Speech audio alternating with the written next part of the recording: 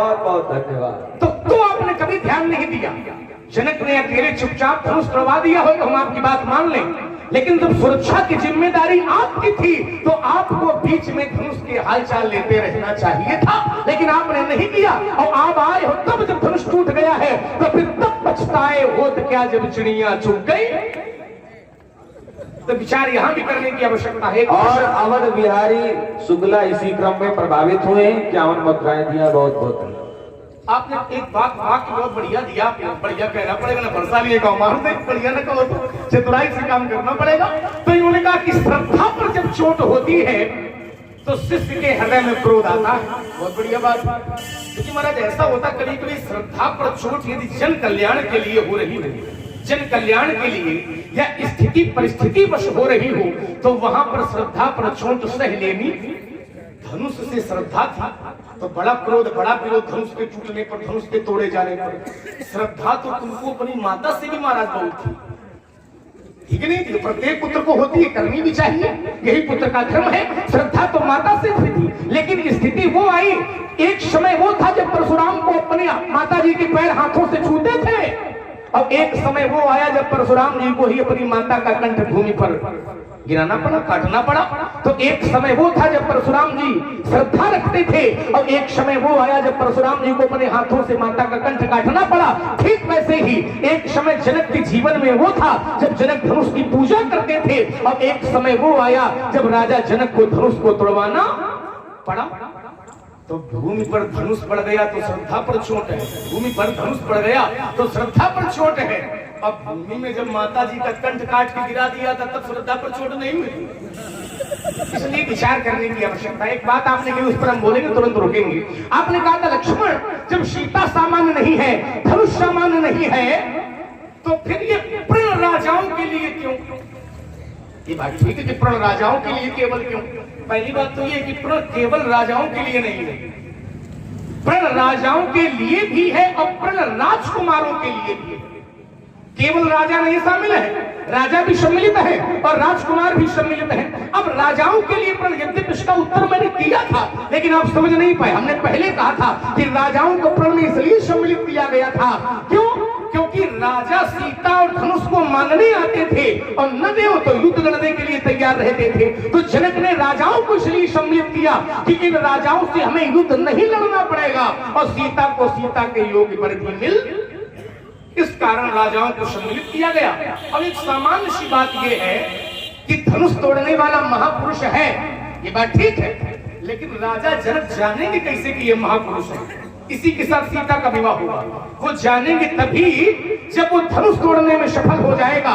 और समस्या ये है कि जब वो महापुरुष धरती में है, जब धरती में है, दूध में घी छिपा है, दूध में घी है सब कोई जानता है, दूध में घी है सब कोई जानता है, लेकिन दूध से घी हर कोई नहीं निकाल सकता। जब मथानी के द्वारा मथा जाएगा तब उस दूध से घी निकलेगा। ठीक वैसे ही धनुष तोड़ने वाला कौन हो सकता है? वो महापुरुष। जब धनुष रूपी मथानी से मथा जाएगा तब वो निकल करके आ जाएगा कि धनुष तोड़ने वाला कौन है। मैं अपनी बात रोकता हूं। अभी कह रहा था कि वस्तु का उदाहरण आप वस्तु पर लगाएं और व्यक्ति का उदाहरण आप व्यक्ति पर लगाएं, और स्वयं लक्ष्मण ने ही अपने बनाए हुए नियम का खंडन इस उत्तर को देकर के कर दिया। धनुष तोड़ने वाला व्यक्ति है, लेकिन दूध तो तुमने व्यक्ति का उदाहरण वस्तु से क्यों दिया? तुमने कहा कि जैसे घी दूध में छिपा हुआ होता है तो घी को निकालने के लिए प्रक्रियाएं करनी पड़ती है, तो वैसे ही धनुष तोड़ने वाला है। तो धनुष तोड़ने वाला व्यक्ति है, लेकिन दूध फंसे चक्कर। तो ये देख लो पहले कौन महात्मा खड़ा है तुम्हारे सामने, तब ये सब कहो कि व्यक्ति का उदाहरण वस्तु पर और वस्तु का उदाहरण व्यक्ति पर। ये नियम ये लगेगा नहीं तुम्हारा, ये खेल चतुरता का चलेगा नहीं। कह तो गए तुम आदेश में कि परशुराम जी वस्तु का उदाहरण व्यक्ति से दे रहे हैं और व्यक्ति का उदाहरण वस्तु से दे रहे हैं, और तुम ही ने चोट करके अपने ही प्रश्न का उत्तर अपने मुंह से कर लिया। उदाहरण तुम भी दे गए, तो अब गलती हुई कि नहीं हुई तुमसे? और घोर अन्याय किया तुमने कि अपने ही बनाए गए नियम को अपने ही मुंह से तोड़ डाला। एक बात। दूसरी बात, हमने कहा कि जब धनुष असामान्य और सीता असामान्य, तो फिर प्रण सामान्य लोगों को क्यों सुनाया गया? तर्क हमारा ये था, जब धनुष भी असामान्य है और सीता भी असामान्य है, तो फिर प्रण सामान्य लोगों को क्यों? समझो पहले कि हमने पूछा क्या है और तुम उत्तर क्या दे रहे हो। तर्क हमारा क्या है? तर्क हमारा यह है कि जब सीता भी असामान्य है और धनुष भी असामान्य है, तो प्रण भी असामान्य लोगों को ही सुनाना चाहिए। तो फिर सामान्य को प्रण क्यों सुनाया गया? तो तुमने कहा प्रण राजाओं को केवल थोड़ी सुनाया गया है, राजकुमारों को भी सुनाया गया है।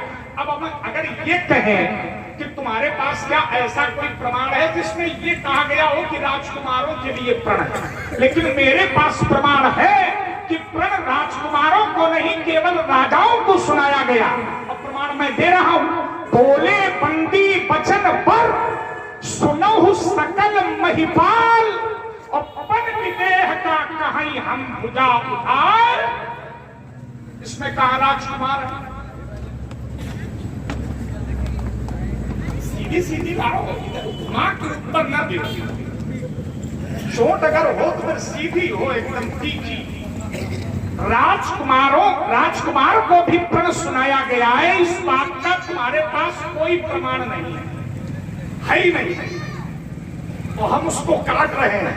बोले बंदी वचन पर सुनहु सकल महिपाल। लेकिन प्रश्न मेरा ये नहीं था, प्रश्न मेरा ये था, और तुम्हारे तर्क पर प्रश्न था। ये नहीं कि मैंने अपनी ओर से कोई तर्क किया हो, अपनी ओर से कोई प्रहार किया हो ना, तुम्हारी बात पर चिंतन मैंने दिया था कि जब सीता सामान्य, धनुष सामान्य, तो फिर प्रण सामान्य को क्यों?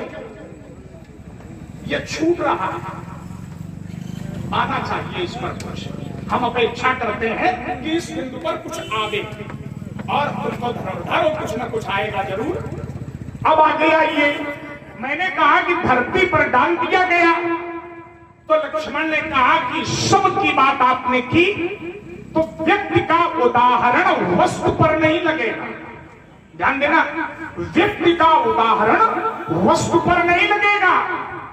जब व्यक्ति समाप्त हो जाता है तो सूतक लगता है। अभी इसमें भी देखो कमी है, तुम्हारी थोड़ी सी कमी हमें दिखाई दे रही है। हर व्यक्ति के मरने पर सूतक भी नहीं लगता, हर व्यक्ति के मरने पर सूतक नहीं लगता है। अब ये जान लो कि किसके किसके मरने पर सूतक नहीं लगता। ये बात तुम्हारे कान पहली बार सुनेंगे, महात्मा तो तुम्हें बहुत मिले हैं, लेकिन पहली बार ये सुनो, जब राजा की मृत्यु होती है तो राजा के मर जाने पर सूतक नहीं लगता। ये नई बात है। दूसरा प्रमाण, जब सन्यासी की मृत्यु होती है तो सन्यासी के मरने पर सूतक नहीं लगता है। और सुनो, जब छोटी सी कन्या कितने वर्ष की अष्टवर्षा भवेत गौरी, 8 वर्ष तक की कन्या का यदि निधन होता है तो फिर सूतक नहीं लगता है। कहां गया तुम्हारा नियम? ध्यान देना, तुम सूतक की बात करते हो, ये वस्तु केवल वस्तु कहकर तो तुम धनुष का अपमान कर रहे हो। अभी कह गए हो कि धनुष असामान्य था, और अब कह रहे हो कि धनुष वस्तु था। समझिए जरा, अपने मुख से ही तुम अपने वाक्य को काट लेते हो। अभी कह रहे थे कि धनुष असामान्य था, सीता असामान्य थी, और अब कह रहे हो कि धनुष वस्तु था। वस्तु तो सामान्य होती है, अगर वस्तु सामान्य होती है तो फिर ये धनुष असामान्य कैसे था? विचार करिए। वस्तु कहना उचित नहीं है। कैसा था तो कहा इमे द्वे धनुषी श्रेष्ठे दिव्ये लोकाभिपूज्यते। अरे किस वस्तु की आप पूजा करते हो? पूजा वस्तु की होती है क्या? और अगर पूजा वस्तु की होती है तो इसका कोई प्रमाण होता होगा। ध्यान देना जरा, वस्तु की पूजा का प्रमाण होता होगा, लेकिन इस धनुष की पूजा हुई है तो धनुष को हम वस्तु कैसे माने? वस्तु कहते किसे? इसी में आओ जरा, दो बातें बताएं। वस्तु कहते किसे? दो प्रकार की वस्तुएं होती हैं, एक भौतिक वस्तु और एक रासायनिक वस्तु। अब ये धनुष भौतिक वस्तु था या रासायनिक वस्तु था? रासायनिक वस्तु हो नहीं सकता है और भौतिक था नहीं, क्योंकि दिव्य था। तो फिर वस्तु कैसे? चिंतन करिए, वस्तु कैसे कहा तुमने कि यह धनुष वस्तु है? और वस्तुएं होती तो ये प्रकार की है, तीसरी अगर हो तो बताना। विज्ञान के अंतर्गत वस्तुओं के दो ही प्रकार हैं, पहली भौतिक वस्तु और दूसरी रासायनिक वस्तु। तो ये धनुष भौतिक था कि रासायनिक? चाहिए यहाँ कुछ आगामी बिंदु उसको भी देखते हैं। मैंने कहा कि धरती पर डाल दिया गया इसलिए क्रोध है, तो लक्ष्मण ने कहा कि आप अपना चरित्र छोड़ रहे हैं। अरे ना परशुराम, अपना चरित्र छोड़ दें, ये कदापि संभव नहीं है। भौतिक तो नहीं हो डॉक्टर, परशुराम व्यास की आप कुछ न कहो। अच्छा, आप कहने की स्थिति में नहीं है। आज आपने बहुत परिश्रम किया, बहुत परिश्रम किया। इस परिश्रम को मैं अब हम ही समझ लें इनको। आप तो कई वर्षों से समझ रहे थे, आज हमें समझने का अवसर मिला है कि मैं समझ लूं, और आप तो सब समझ रहे हैं। अब आगे आइए, तुमने कहा कि परशुराम जी का चरित्र बबुआ सुरक्षित है। इसलिए सुरक्षित है क्योंकि तुमने कहा कि ये धनुष भगवान शंकर का था, और भगवान शंकर का धनुष राजा जनक के पास कैसे आया? तो राजा जनक के पास यह धनुष कई कारणों से आया। ध्यान देना, तुमने कहा कि राजा जनक ये कैसे जानते कि वो असामान्य कौन है? राजा जनक जानते थे, और नारद ने बताया था। तो राजा जनक की जानकारी में भी वो असामान्य था, लेकिन फिर भी प्रण हुआ, तोड़वाया गया। क्यों?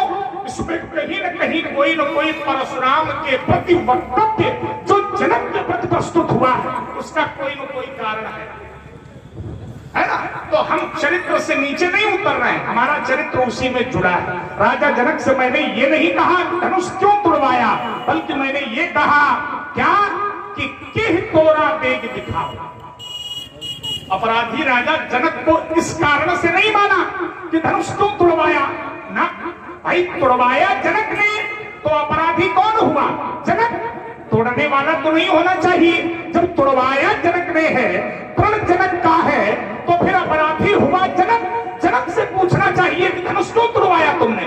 लेकिन परशुराम का प्रश्न क्यों पर नहीं है, परशुराम का प्रश्न के ही पर है। अतरिश बोले वचन कठोरा, और कहु जल जनक धनुष के ही तोरा। बेग दिखाओ मूड न तयाजू, और उल्टों में जहां लगी तू राजू। क्यों? क्योंकि परशुराम की और जनक की पूर्व वार्ता एक सुरक्षित हो चुकी। उस वार्ता के रहस्य को हम खोले। और ध्यान दें, ठाकुर श्री अखिलेश सिंह मीरारा सम्मानित पुरुष हैं। आपने भगवान परशुराम जी, भगवान श्री लक्ष्मण जी और व्यास जी यानी हमारे लिए आपने अपने निज कोष से 20-20 मुद्राएं भेंट किया है, तथा सत्येंद्र सिंह जी इसी क्रम में सामूहिक रूप से 100 मुद्राएं भेंट किया है। भगवान परशुराम जी, लक्ष्मण जी और व्यास जी एवं सत्येंद्र सिंह जी आप भी ग्राम रारा से पधारे हैं। और रारा बहुत पुराना मंच है। रारा में हम लगभग 10 वर्ष तो भगवान श्री राम जी के रूप में जाते रहे और कम से कम कुछ नहीं तो 25 साल लगातार व्यास गद्दी में गया हूँ। ऐसा वो गांव विद्वानों का गांव है। आपने भी ये इसी क्रम में श्री ठाकुर सत्येंद्र सिंह जी आपने 100 मुद्राएं भगवान परशुराम जी, भगवान लक्ष्मण जी और भगवान व्यास जी के लिए भेंट किया है। बहुत बहुत धन्यवाद। भगवान से हमारी प्रार्थना है कि आप गए हैं और भूत में गए हैं, भविष्य में जाते भी रहे। हाँ, जाते रहे। आप जाते रहे, उसमें कोई बाधा उत्पन्न न हो, आप जाते रहे। और चलिए मूल बिंदुओं पर आते हैं। लक्ष्मण ने कहा कि परशुराम जी, राजा जनक के राज्य में 12 वर्ष का अकाल पड़ा और जब 12 वर्ष का अकाल पड़ा तो धरती माता बड़ी, आप समझ रहे होंगे कि क्या कहना चाहता था ये। धरती का जो ऊपरी सिरा है बड़ा कठोर हो गया होगा और देवर्षि नारद ने कहा कि सोने का हल चलाओ। तो लक्ष्मण ने कहा कि राजा जनक के राज्य में अकाल। तो जैसे ही मैंने अकाल शब्द सुना तो हमें आश्चर्य हुआ कि अकाल तो वहां पड़ता है, आचार्य कहते हैं शास्त्रों में, नया ही नया होगा आज सब कुछ अलग। अकाल वहां पड़ता है, कहां? तो आचार्यों ने कहा अपूज्या है यत्र पूज्यन्ते, जहां अपूज्यों की पूजा होती हो, और पूज्यम यत्र स्मृतः, जहां पूज्यों का तिरस्कार होता हो, तो तत्र तीन घटम, वहां पर 3 चीजें घटती हैं। कौन कौन सी? तो कहा दुर्भिक्षम मरणम भयम। दुर्भिक्षम, दुर्भिक्ष माने अकाल। बहुत बढ़िया बात है। दूसरा मरणम, मृत्युएं होती हैं, 1-2 लोगों की नहीं, कई लोगों की। कई लोग और हुआ अपने विदेश में ऐसा संकट आया तो इस संकट का आधार केवल यही है कि जहां पर पूज्यों का अपमान होता हो और अपूज्यों की पूजा होती हो, अकाल और मृत्यु में वहीं पर हो। बहुत दूसरा कारण नहीं है। अपूज्या है यत्र पूज्यन्ते, पूज्यम यत्र तिरस्कृतः, तो तत्र 3 घटम, दुर्भिक्षम मरणम भयम, दुर्भिक्ष होगा, मृत्युएं होंगी और भय व्याप्त रहेगा। लेकिन राजा जनक के राज्य में अकाल पड़ा, ये आश्चर्य का विषय है। जी भैया, राजा जनक के राज्य में अकाल पड़ा, ये आश्चर्य का विषय है। एक अंतिम बिंदु और दे रहा हूं, इसके बाद रुक रहा हूं। लक्ष्मण ने कहा कि तोड़ करके महापुरुष ने धरती पर डाल दिया, तो क्या धरती को आप सामान्य समझ रहे हो? धरती भी तो माता है और माता की गोद में यदि व्यक्ति के प्राण निकल जाए तो ये तो बहुत अच्छी बात है। इस बात को मैं काट नहीं सकता व्यास कि धरती माता है, क्योंकि माता है। ध्यान देना, धरती माता है और धरती माता की गोद में मार करके डाल दिया जाए, ये तो बड़ी महानता की बात है। तो धरती को क्या आप सामान्य समझ रहे हैं? धरती सामान्य नहीं है, लेकिन और इस पे मैं एक तर्क दे रहा हूं। तुमने कहा धरती माता है, तो क्या सामान्य समझ रहे हो? मैं सामान्य नहीं समझ रहा, लेकिन फिर भी जब कभी भी हम पूजन करने के लिए बैठते हैं तो ये धरती माता चाहे कितनी पवित्र क्यों न हो, लेकिन जहां पूजा करते हैं वहां पर पहले गाय के गोबर से इस धरती माता को लीपते हैं, फिर चौक बनाते हैं, तब परमात्मा की पूजा करते हैं। ध्यान देना। और एक बात, तुमने कहा धरती माता सामान्य है, क्या सामान्य नहीं है? सामान्य नहीं है, मैं इसे स्वीकार करता हूं कि सामान्य नहीं है, असामान्य है। तो फिर धरती का शोधन क्यों किया जाता है?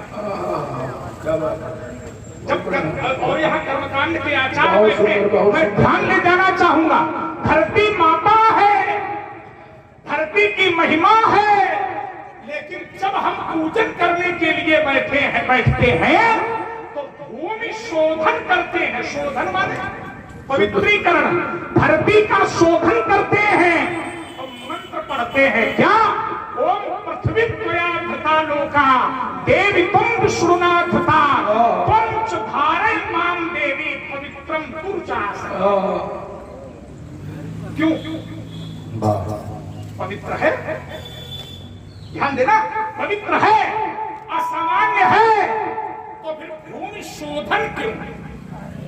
जो माता है क्या उसका भी शोधन होता है? जो माता है और वो भी विष्णु पत्नी। समुद्र वसने देवी पर्वत स्थल मंडले विष्णु पत्नी नमस्तुभ्यं पाद स्पर्शम। तो जब वो विष्णु पत्नी है तो फिर शोधन क्यों? शोधन माने पवित्रीकरण क्यों? चलिए हो गई ना बात, तुम कहो तो हो गई। अब इतना वही हो तो और बोल ले, क्योंकि हमें ऐसा लगता है कि कोटा लगभग पूरा कर चुके हो। हाँ चलो चलिए महाराज, जो वार्ताएं आपने रखी है, कुछ प्रहार आपने किए और ये कहा कि समझ ले हम को ये नहीं बाबू। अरे तुमने कहा नहीं, कहा हम तुम्हारे प्रहार नहीं करें, सुन ले, लेकिन इतना है कि ऊर्जा लगा करके अपनी बात कहने। चलो ऊर्जा लगाई, बच्चे के सामने भी परशुराम जी को ऊर्जा लगानी पड़ जाए तो समझ लेना चाहिए कि कहीं ना कहीं कुछ न कुछ चिंतन अपने पौधे प्रहार क्यों करेंगे हम? हाँ चलो आइए तो मैं कह रहा हूँ, आप मेरे समझाए तो जितना हमें आपने समझा उतना किसी ने नहीं समझा होगा, समझा ही नहीं होगी, समझाया भी। आइए तो वार्ता निकल करके आई है, उस पर मैं अपना तर्क अपनी बुद्धि के अनुसार दिए देता हूं। जैसे आपने कहा कि भूमि पृथ्वी माता है तो शोधन क्यों होता, पवित्रीकरण क्यों होता है, आदि आदि बातें आपने रखी। देखिए महाराज, ऐसा होता है कभी कभी कि भूमि हमारी माता है, धरती हमारी माता है, लेकिन कभी कभी श्राप और वरदान भी जुड़े होते हैं, श्राप और वरदान भी जुड़े होते हैं, है ना।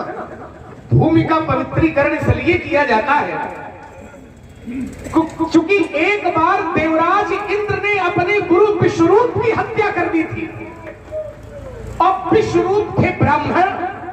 तो जब ब्राह्मण थे तो इंद्र को ब्रह्म हत्या का पाप लगा।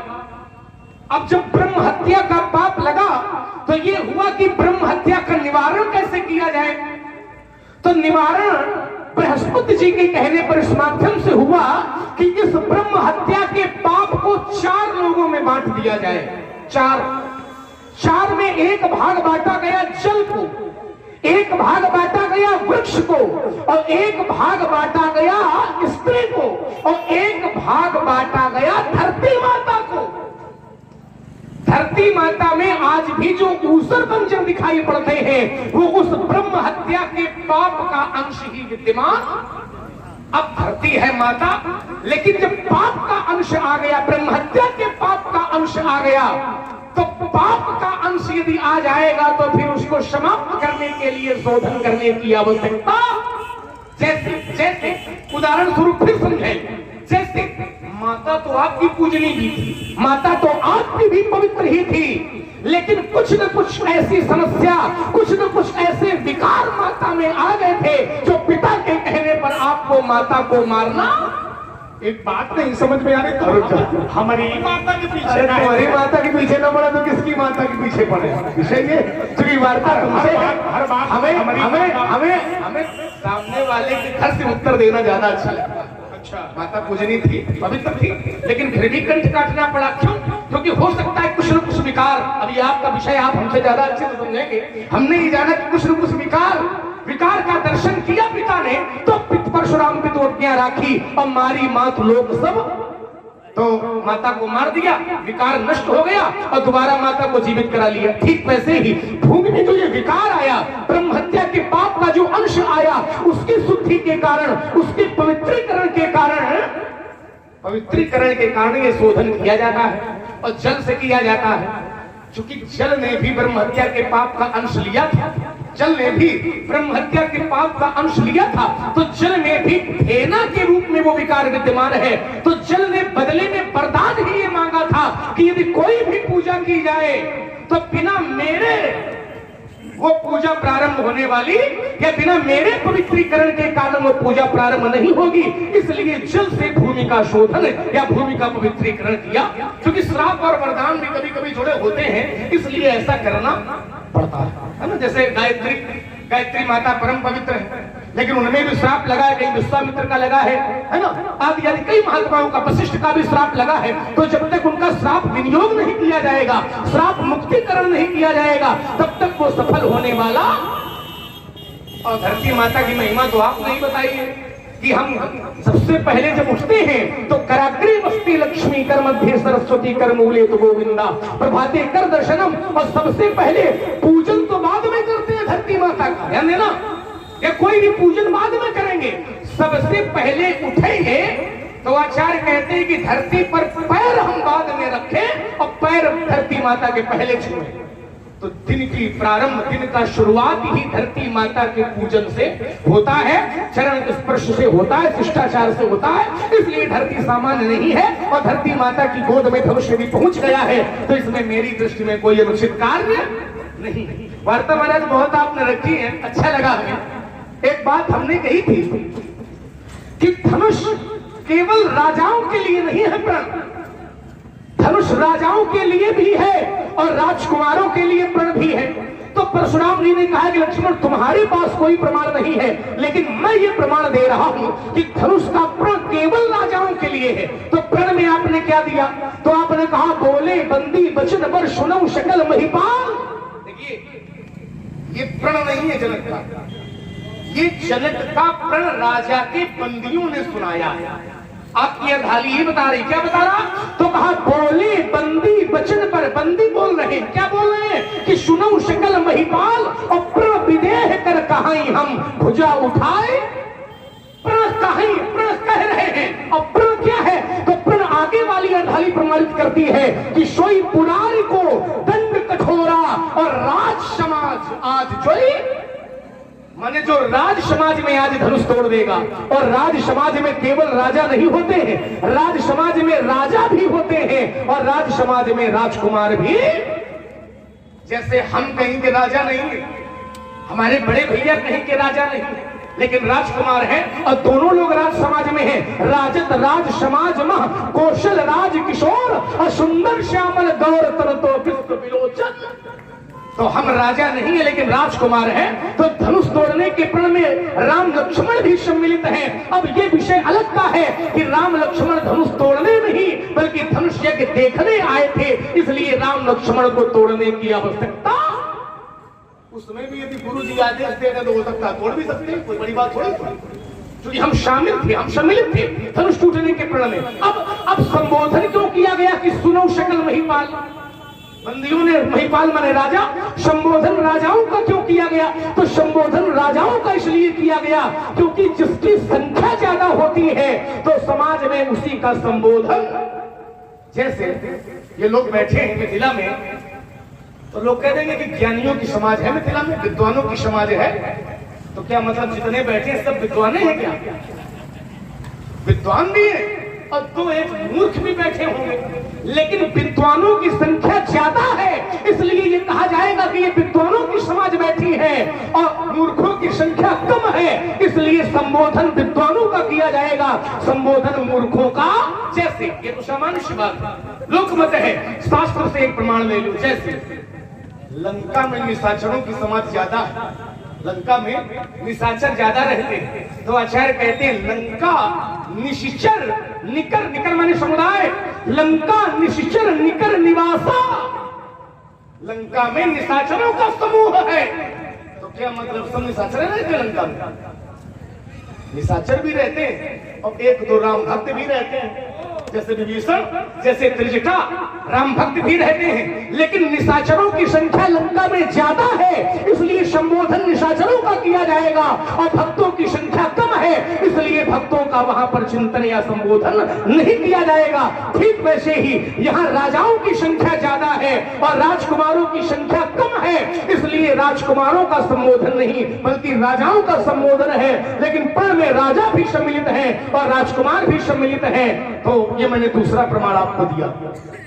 एक बात आपने और कही महाराज कि क्या वस्तु की पूजा होती है, और बड़ा विज्ञान पर भी बोल रहे हो, भौतिक। अब इतना तो हमें नहीं पता है महाराज, आपको जितना पता होगा उतना तो हमें नहीं पता है, ये बच्चे। लेकिन आपने कहा क्या वस्तु की भी पूजा होती है? हाँ, वस्तु की भी पूजा होती है, क्यों नहीं हो सकती वस्तु की पूजा? जैसे पिताजी हमारे समाप्त हो गए, अब पिताजी का चित्र है, पिताजी का चित्र है तो चित्र क्या है तो वस्तु ही, लेकिन उस चित्र में, उस वस्तु में पिताजी का दर्शन करते हुए हम उस चित्र की ही पूजा जैसे एक प्रमाण भी ले लूं, जैसे खड़ाहू गुरु जी की है या भगवान की खड़ाहू है, तो खड़ाहू मूल में क्या है तो वस्तु। खड़ाहू मनुष्य में भी निज पूजित प्रभु पावरी है ना, तो खड़ाहू क्या है, खड़ाहू वस्तु है। लेकिन जब भगवान की वस्तु है तो भगवान की वस्तु में भगवान का दर्शन करते हुए भक्त उसकी पूजा।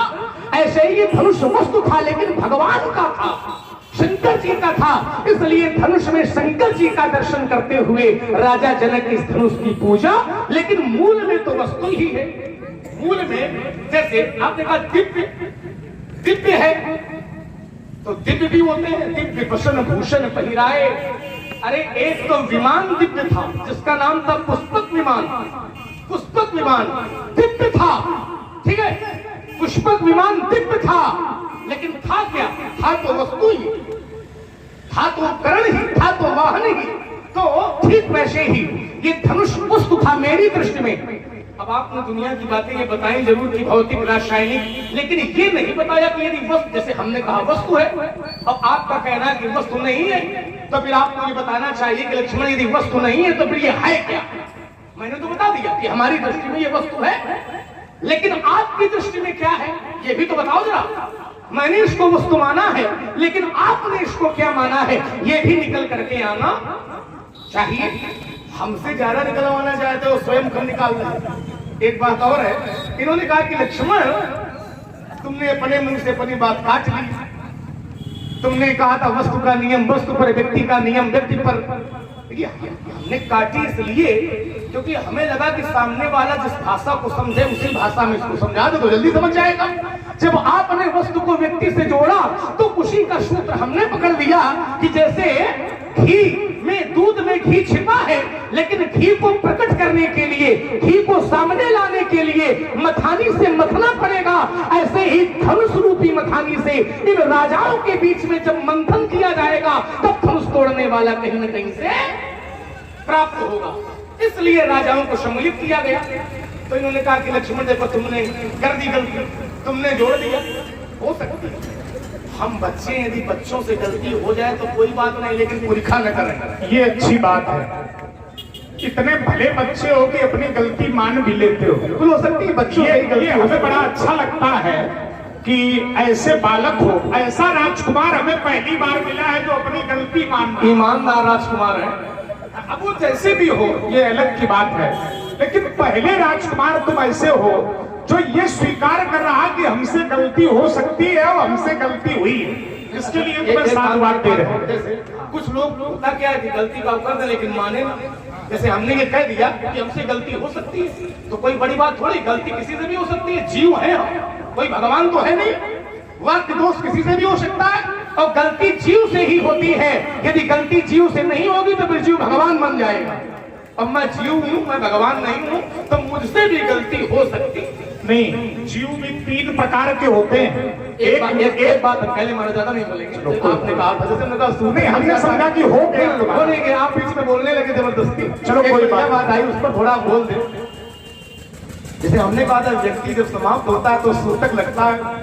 जैसी महाराज ध्यान देना, तो इन्होंने हमारे शब्द को पकड़ा और इन्होंने कहा कि कुछ व्यक्ति ऐसे भी होते हैं जिनको समाप्त होने पर सूतक नहीं लगता। तो इन्होंने 3 बताए। कन्या समाप्त हो जाए सूतक नहीं लगता है, राजा समाप्त हो जाए तो सूतक नहीं लगता है, और सन्यासी समाप्त हो जाए तो सूतक नहीं लगता है।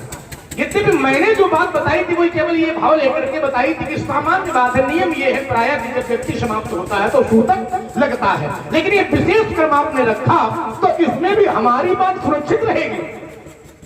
हमने क्या कहा था कि व्यक्ति जब समाप्त होता है तो सूतक लगता है, तो कन्या को व्यक्ति नहीं कहा जाएगा। क्या कन्या को व्यक्ति कहोगे? कन्या को व्यक्ति नहीं कहा जाएगा। एक बात, राजा में भी सभी देवताओं का निवास होता है, सर्वदेव में राजा होता है, तो राजा को भी व्यक्ति नहीं माना जाएगा। और सन्यासी, मेरे गुरु जी तो ऐसा कहते हैं कि जब सन्यासी दंड धारण कर लेता है तो वो मनुष्य नहीं, वो तो नारायण का रूप हो जाता है। दंड धारण मात्र से नर नारायण की उपाधि को प्राप्त कर लेता है। तो जो नारायण की उपाधि को प्राप्त कर लेता है उसके मरने पर कभी सूतक, उसके समाप्त होने पर कभी सूतक, क्योंकि अपनी क्रिया पहले ही कर लेता है। तो व्यक्ति के समाप्त होने पर सूतक नहीं लगता है, लेकिन सन्यासी व्यक्ति नहीं है, राजा व्यक्ति नहीं है और कन्या व्यक्ति नहीं है। मैं अपनी बात रोकता हूं। अच्छा, अगर राजा व्यक्ति नहीं है तो क्या है? क्या राजा अगर व्यक्ति नहीं है तो क्या है? तुम बताओ।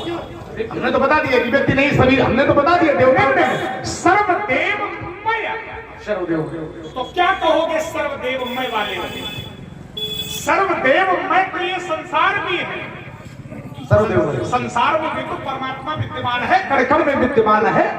तो राजा में भी तुम्हारी बात हम माने ले रहे हैं कि सर्वदेवमय नृपः। राजा देव ने कहा, इसका कोई प्रमाण होना चाहिए जी।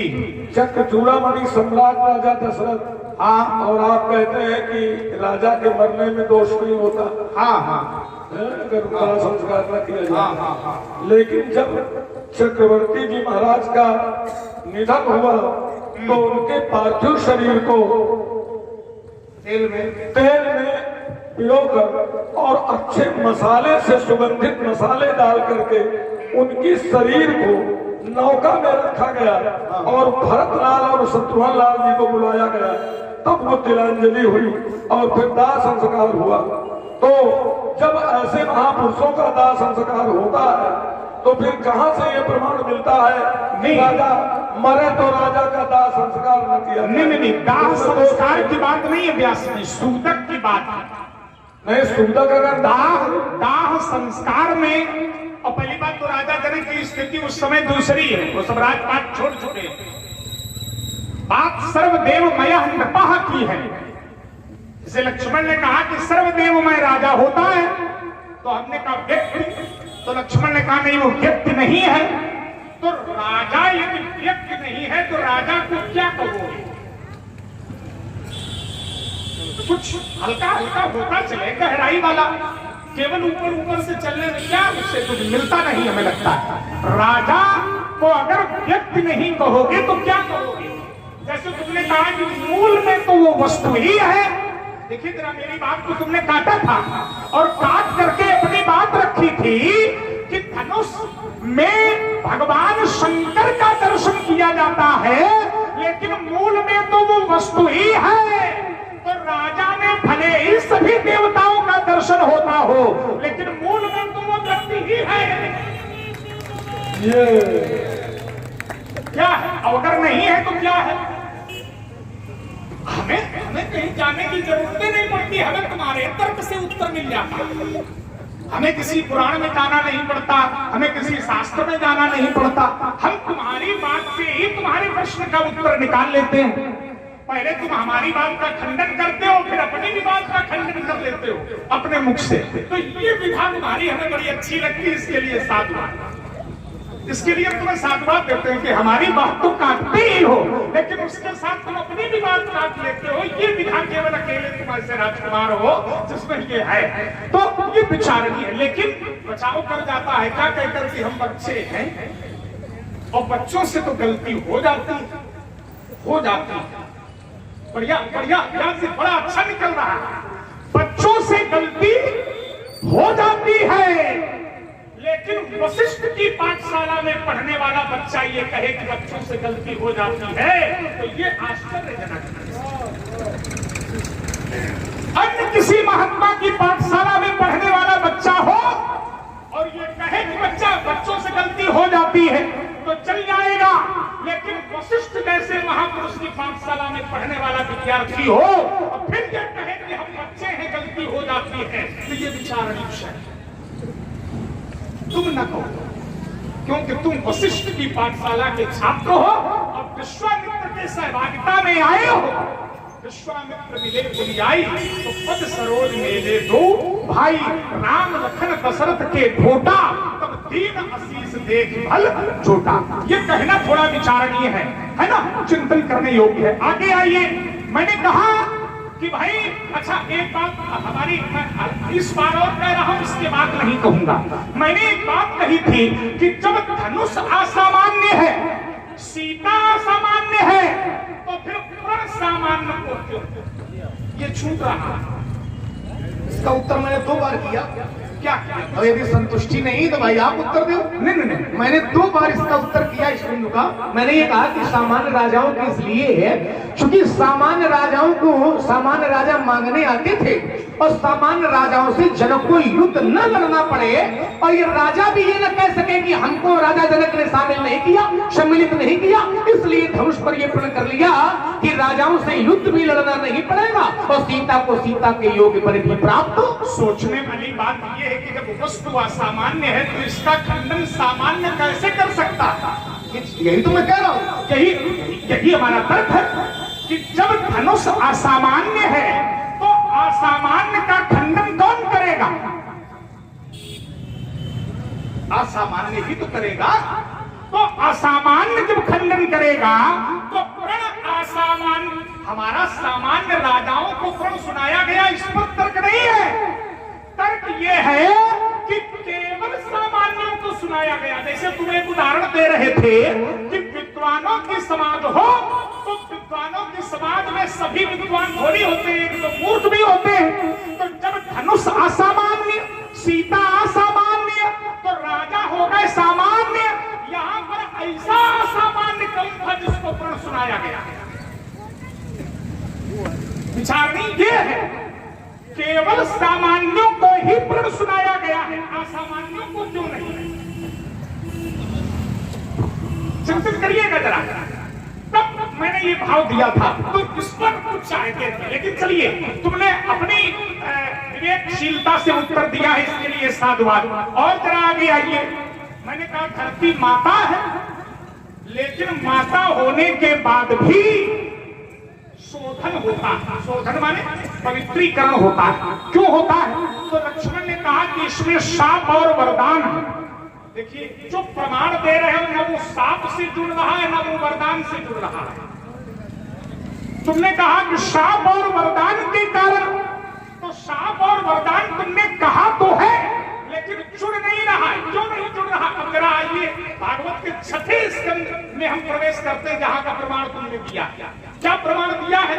तो लक्ष्मण ने कहा कि जिस समय देवराज इंद्र ने विश्वरूप का वध किया, अपने गुरु का वध किया, विश्वरूप के 3 सिर थे। एक सिर से वो देवताओं को हव्य देते थे, एक सिर से पितरों को कब्ज देते थे और एक सिर से चुपचाप दैत्यों को सोमरस का पान करवा देते थे। के बाद जब देवराज इंद्र को पता चली तो देवराज इंद्र ने कहा कि दैत्य तो मेरे शत्रु हैं और ये हमारे शत्रुओं का। और श्री राम लीला समिति अहिरक खेड़ा, आप श्री राम लीला समिति अहिरक खेड़ा के अध्यक्ष हैं हमारे सम्माननीय श्री केशव जी मिश्रा जी।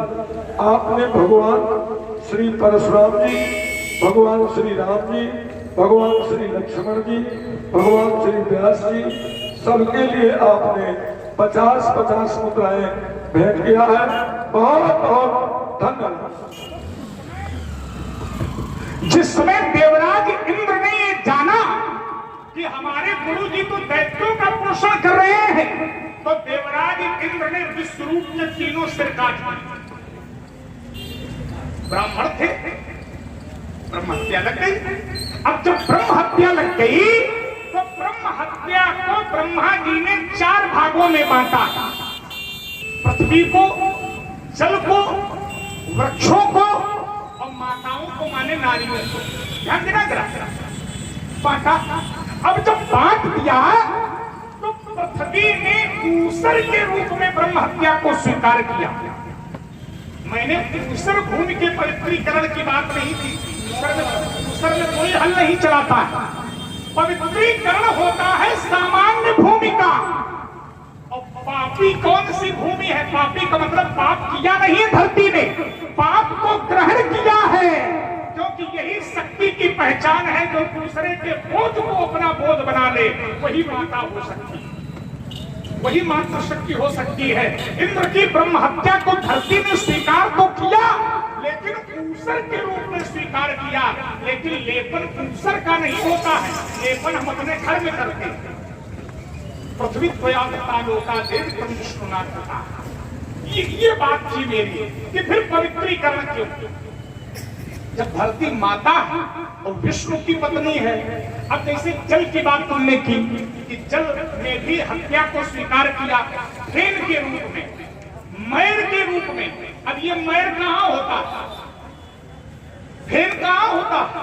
जब जल तरंगित होता है, धारा के रूप में बहता है, तरंगे आती हैं, तो उन तरंगों से जो सफेद श्वेत वर्ण का मैल उत्पन्न होता है, वो मैल दूषित है, ना कि जल दूषित है।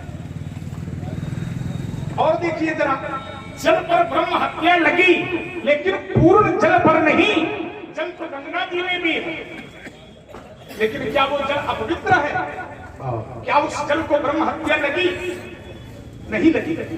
गंगा का जल अपवित्र नहीं होता, लेकिन उस गंगा के भी जल में कभी कभी जो मैल बह करके आता है, फेन बह करके आता है, वो फेन अपवित्र होता है। इसीलिए पूजन में उस फेन का प्रयोग नहीं होता है, उस मैल का प्रयोग नहीं होता है, और उसी जल से पवित्रीकरण होता है। जल से पवित्रीकरण होता है, मैल और फेन से नहीं। लेकिन फिर भी हम शोधन करते हैं, तो शोधन करने की कुछ परंपराएं हैं, शोधन करने की कुछ व्यवस्थाएं हैं, इसलिए हम भूमि शोधन करते हैं। एक तर्क इसमें और मैंने दिया था कि पूज्या यंत्र पूज्यन्ते, है ना, ये विषय भी आया था। लेकिन चलो और आगे आइए, मैंने कहा कि धनुष वस्तु नहीं है, तो लक्ष्मण ने कहा वार्ता ज्यादा लंबी हो जाती है तो छूट जाते हैं। हाँ, कोई बात नहीं। आपने कहा कि एक विषय ये आया था कि जहाँ अपुरुषों की पूजा होती है वहाँ अकाल पड़ता है, आदि आदि, है ना, ये प्रसंग आपने रखा था। अब चूंकि वार्ताएं ज्यादा होती है तो उत्तर को छूट भी जाती है, कोई बड़ी बात नहीं, कोई बात। इसके भी आचार्यों ने कई मत रखे कि राजा जनक के यहाँ अकाल क्यों पड़ा, इसके भी कई मत रखे। एक मत यह भी है कि होता ये है कि अपराध कोई करता है, फल किसी को भोगना पड़ता है, और करे अपराध को और पाप फल भोग, और अति विचित्र भगवंत गति को जग जाने। अपराध किया रावण ने ऋषियों का रक्त कर के रूप में लिया, और जब कर के रूप में लिया तो उस घड़े को रावण ने राजा जनक के यहाँ राज्य में, क्योंकि ये था कि ऋषियों का रक्त जिस राज्य में रहेगा उस राज्य का पतन होगा, ऋषियों का रक्त जो लेगा कर के रूप में तो वहां पतन होगा। तो राजा जनक से ईर्ष्या रखता था रावण। भगवान शंकर की सभा के अंतर्गत एक बार ऐसा हुआ था कि राजा जनक से शास्त्रार्थ में पराजित हो गया था रावण, तो जनक से ईर्ष्या रखता था, और ईर्ष्या के कारण राजा जनक ने वो रक्त से भरा घड़ा राजा जनक के राज्य में भूमि के नीचे दबा दिया। तो इसके कारण हुआ ये कि जब रक्त राजा जनक के राज्य में रहा तो राजा जनक के राज्य को अकाल का दुख देखना। एक मत ये भी है, एक मत ये भी है कि एक बार राजा जनक ने यज्ञ किया था, और यज्ञ में 12 सूर्य होते हैं, 12 धाता विष्णु कार्तिक, है ना, प्रभु आदि 12 सूर्य होते हैं। तो 12 सूर्य में धाता नाम के सूर्य को निमंत्रित नहीं किया। तो जब धाता नाम के सूर्य को निमंत्रित नहीं किया तो सूर्य ने ये श्राप राजा जनक को दे दिया कि तुमने यदि यज्ञ में मुझे निमंत्रण नहीं दिया है तो जब मेरा कार्यकाल आएगा, जब मेरा समय आएगा, तो मैं तुम्हारे उस समय में भूमि में वर्षा होने नहीं दूंगा। तो इस कारण भी ऐसा हुआ। तो कई मत विद्वानों ने रखे हरि अनंत, हरि कथा अनंता। इस पर एक मेरा चिंतन है, बड़ा बढ़िया चिंतन तो करोगे मुझे, इसके लिए साधुवाद है तुम्हें, लेकिन इस पर जरा चिंतन करिए। जब राजा जनक ने 12वें आदित्य को निमंत्रण नहीं दिया, और 12 आदित्य हैं, और 12 आदित्य प्रत्येक महीने में रहते हैं। चैत्र का सूर्य अलग है, वैशाख का अलग है, जेठ का अलग है, आषाढ़ का अलग है, सावन का अलग है, इसी तरह फाल्गुन मास का अलग है। तो जब 12वें को निमंत्रण नहीं दिया तो 12वें ने शाप दिया कि जब मेरा कार्यकाल आएगा तो आपके यहाँ अकाल पड़ेगा। तो जो 12वें ने श्राप दिया तो 12वें महीने में अकाल पड़ना चाहिए, 12 साल का अकाल ऐसा नहीं होगा, अंतर है थोड़ा। भाई 12वें क्रम में 12वां सूर्य है और प्रत्येक मास में सूर्य बदल जाता है। संक्रांति जब होती है तो संक्रांति के पर्व पर परिवर्तित होता है अमावस्या को। महीना जो प्रारंभ होता है उसकी अंतिम तिथि होती है अमावस्या। कुछ लोग पूर्णिमा को अंतिम समझते हैं व्यास। वैसे सूर्य तो एक ही है, लेकिन उस सूर्य का सौंदर्य महाराज तुष्टा ने किया और तुष्टा वास्तव में और तुष्टा के परिवार के लिए बैठे हैं श्री राम। वाह, ये उसके परिवार के हैं। तो तुष्टा ने एक सूर्य को अच्छे ढंग से, पहले सूर्य का मुख चौकुंठा था, पहले सूर्य का मुखमंडल चौकुंठा था और सूर्य में तेज है। तुष्टा की बेटी से उनका पानी ग्रहण हुआ है। सूर्य को वो चाहते तो बहुत है संज्ञा से, जब सूर्य उनके पास पहुंचते थे तो संज्ञा का शरीर झुलस जाता था तेज के कारण। वो बिना बताए चुपचाप जब अपने पिता के पास पहुंची तो पिता ने कहा कि बेटी, जब तक पानी ग्रहण संस्कार बेटी का नहीं हो तब तक वो माता पिता के रहे, और जब पानी ग्रहण संस्कार हो जाता है तो उसका स्थान उसकी ससुराल होती है और उसका सर्वस्व उसका पति होता है। तुम बिना पति के मेरे यहाँ क्यों आ गई? आप यहाँ से जाइए और अपने घर जाइए, मैं आपको नहीं रखूंगा। तो संज्ञा ने कहा महाराज क्षमा करो पिताजी, मैं उनके तेज से डरती हूँ और आप कहते हैं तो मैं वहां नहीं जाऊंगी, मैं यहाँ रहूंगी, मैं जाकर के कहीं तपस्या करूंगा।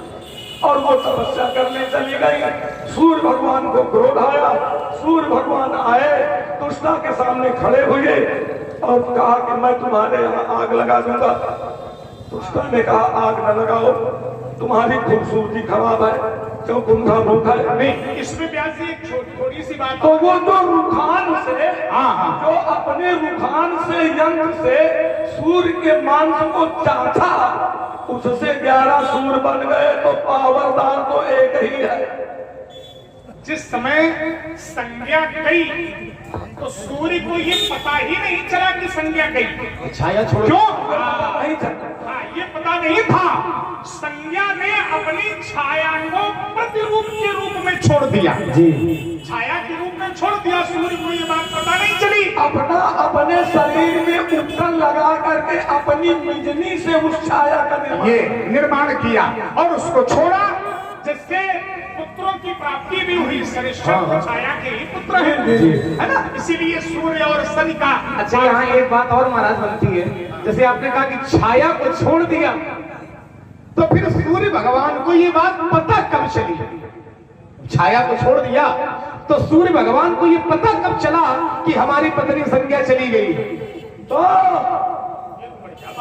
बहुत बढ़िया, बहुत सुंदर। ये तो सूर्य से पूछ के बताना पड़ेगा। हमको सूर्य से पूछ के बताना पड़ेगा, तो हमें भी संज्ञा जी से पूछ के बताना पड़ेगा कि सूर्य लगी व्यक्ति है। हम तो बता सकते हैं लेकिन नहीं बताएंगे, आप लोग बताओ। ये बढ़िया भाई, हमारे गुरु जी ने तो हमें ये बताया कि जिस समय संज्ञा के भी पुत्र हुए और छाया के भी पुत्र हुए, तो यमराज थे संज्ञा के पुत्र, यमराज संज्ञा के पुत्र थे। और शनिश्चर वैवस्वत मनु और तप्ती नाम की नदी, ये छाया के पुत्र 3 थे। तो होता ये था कि संज्ञा अपने पुत्रों से प्रेम ज्यादा करती थी और यमराज से और संज्ञा के पुत्रों से प्रेम कम करती थी छाया। तो यमराज ने अपने पिता भगवान सूर्य से ये शिकायत की कि माता जी हमें इतना प्रेम नहीं देती है जितना अन्य भाइयों को प्रेम देती हैं। तो भगवान सूर्य के मन में ये संशय हो गया कि एक माता कभी ऐसा नहीं कर सकती है कि अपने पुत्रों में वो पक्षपात करे। तो जब संज्ञा के पास, छाया के पास पहुंचे और क्रोध में पूछा कि ये व्यवहार क्यों करती हो, तो छाया ने सब सत्य कह करके सुना दिया कि महाराज इस कारण से वैसा ऐसा। और कोई विशेष बात हो तो महाराज आप बताओ। नहीं, विशेष बात ये है कि जैसे व्यास जी ने बात विशेष वो थी जो हम कह रहे थे। हाँ, वो उसका भी उत्तर है, उसका उत्तर महाराज है। द्वादश आदित्य तो है ही, अर्यमा नाम के भिक्षा के उसको नकार नहीं सकते हैं प्रभु विष्णु, क्योंकि आदित्य के पुत्र द्वादश आदित्य हैं, इसीलिए उनका नाम आदित्य पड़ा है। और त्वष्टा ने जो खरादा उससे तो हमारे आचार्य कहते हैं कि चक्र का निर्माण हुआ, त्रिशूल का निर्माण हुआ, आदि आदि। और जो त्वष्टा ने छाटा है वो सूर्य को नहीं छाटा है, किरणों को, ये रश्मियों को छाटा है। बनाया है सूर्य, हाँ, सूर्य खूबसूरत तो आप भी हो गया, इसमें कोई दिक्कत थोड़ी है। तो रश्मियों को संज्ञा को आपत्ति सूर्य की रश्मियों से थी, रश्मियां माने किरणों से। तो किरणों में इतना तेज था कि उन किरणों के प्रभाव को संज्ञा सहन नहीं कर पाती थी। ये बात त्वष्टा को बताई, तब त्वष्टा ने भगवान सूर्य की रश्मियों को अलग किया सूर्य से, और उन्हीं रश्मियों के माध्यम से सुदर्शन चक्र का निर्माण हुआ। और वो सुदर्शन चक्र महाराज विष्णु के पास आया शंकर जी के माध्यम से। ऐसी भी त्रिशूल का भी निर्माण हुआ, कल्प की कथाएं मिलती हैं। तो ऐसे ही कल्प में ये भी कथा है, किसी कल्प में रावण वाली कथा है, अब ये और बताओ, किसी कल्प में धाता नाम के सूर्य अब वाली ये बताओ कथा। कि सारे बिंदु तो एक तरफ, सारे बिंदु की तरफ एक तरफ अब ये अब ये बताओ, सूर्य और आदित्य की बात आ गई। हाँ। अब किस बिंदु पर बोलना चाहते हो जो तुम्हारा हो कि नहीं इस बिंदु को रखा जाए? बोलना बोलना हम ये चाहते हैं, देखो बातें बहुत हो गई हैं, निर्णय निकल करके कम आ पाया है ना। अब व्यासी ज्यादा निर्णय निकल करके आवे, जैसे धनुष तो महाराज देखो टूटे गया, ठीक है। अब ये क्रोध करने से और मार काट करने से जुड़ने वाला तो है नहीं, ठीक है, जुड़ने वाला तो है नहीं। तो अब ये बताओ महाराज कि अब होना क्या चाहिए, होना ये शांति कैसे मिलेगी तुम्हें, सीधे सीधे वो मार्ग बताओ। नहीं, होना ये चाहिए, जैसे तुमने कहा कि धनुष तो टूट गया है, कोई बात नहीं, टूट गया है, लेकिन अब होना क्या चाहिए? तो